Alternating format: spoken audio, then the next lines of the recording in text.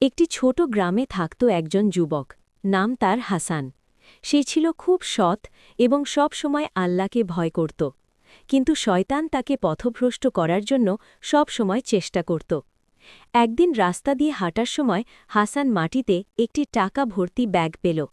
তখন শয়তান তার মনে ফিসফিস করে বলল, এই টাকা কেউ দেখেনি, এটা রেখে দাও, তুমি ধনী হয়ে যাবে।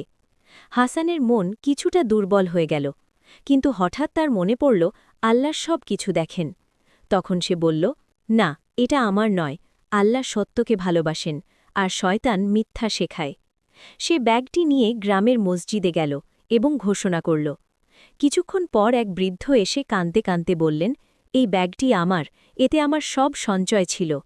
বৃদ্ধ খুব খুশি হয়ে হাসানের জন্য দোয়া করলেন।